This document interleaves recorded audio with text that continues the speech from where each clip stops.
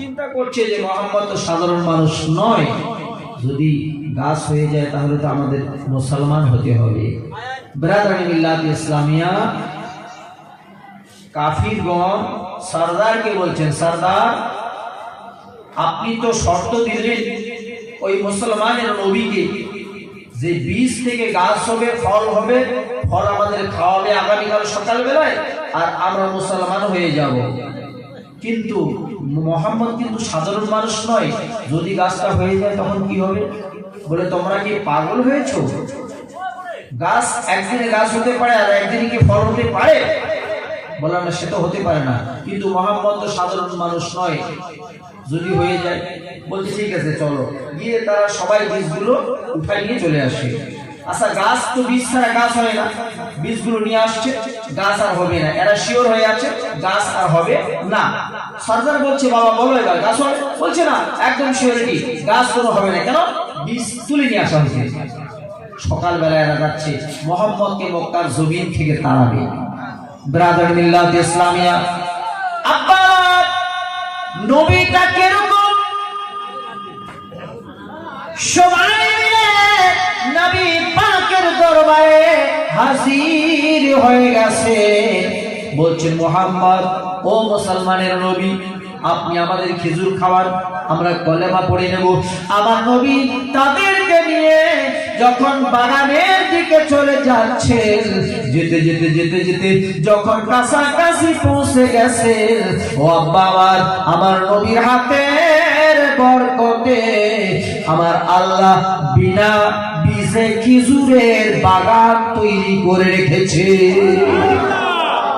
বাগান তৈরি, খেজুর। নবী পাক একটা গাছের নিচে দাঁড়িয়ে বলছেন, এই গাছ আল্লাহর হুকুমে, এই গাছ আল্লাহর হুকুমে তোর গাছ থেকে কিছু ফল আমার হাতে দে।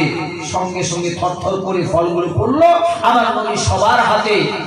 আপনার খেজুরগুলো তুলে দিলেন, সবাই খাচ্ছেন, মাথা হিলাচ্ছেন। আল্লাহ রসুল জিজ্ঞেস করলেন, বাবা খেজুরগুলোকে মজা আছে কি মজা নাই? বলছে হুজুর এত মজা পৃথিবীর জমিনে আর কোন এরকম সুস্বাদু খানা নাই। কিন্তু হুজুর একটাই কথা হলো, যতগুলো খেজুর আমরা খেয়েছি প্রত্যেকটা খেজুরের মধ্যে আমরা দেখলাম কোন খেজুরের মধ্যে একটাও বীজ পাওয়া যায়নি। জোরে বলুন। বলছে বাবা বীজ তোমরা পাবে কোথায়? কারণ গতকাল যখন আমি বীজ লাগিয়ে দিয়েছি আর তোমরা তো বীজগুলো তুলে নিয়ে চলে গেছো, তাহলে বীজ পাবে কোথায়? যার কারণে আমার আল্লাহ রাব্বুল আলামিন কোন শব্দের দ্বারায়, কোন শব্দের দ্বারায় আল্লাহ বলেন কুন ফায়াকুন, হও বললে হয়ে যায়। আমার আল্লাহ রাব্বুল আলামিন বিনা বীজে খেজুরের গাছ তৈরি করে দিয়েছে। জোরে বলুন সুবহানাল্লাহ। সে নবী আমার, সে নবীর মাহফিল মক্কার জমিন নবী আসলো।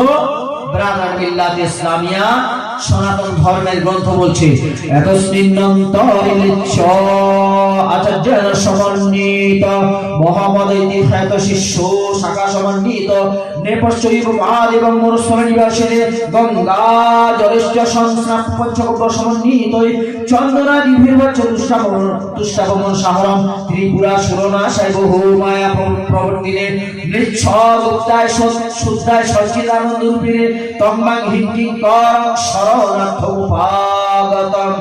জোরে বলুন সুবহানাল্লাহ। যাই হোক বাবা, আমাকে শেষ করতে বলা হয়েছে, বেশি আর বাড়াবো না।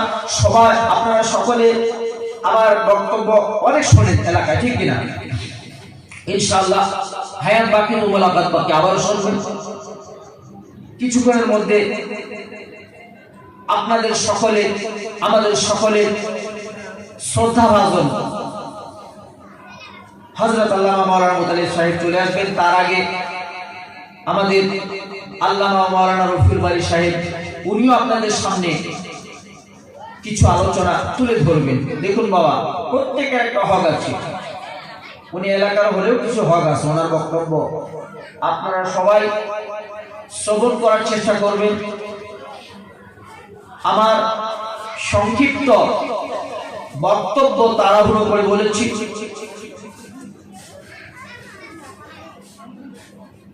বলার মধ্যে কোরআন সুন্নাহর আলোকে ভুল ভ্রান্তি হয়ে থাকলে আল্লাহর দরবারে আমি তওবা করছি।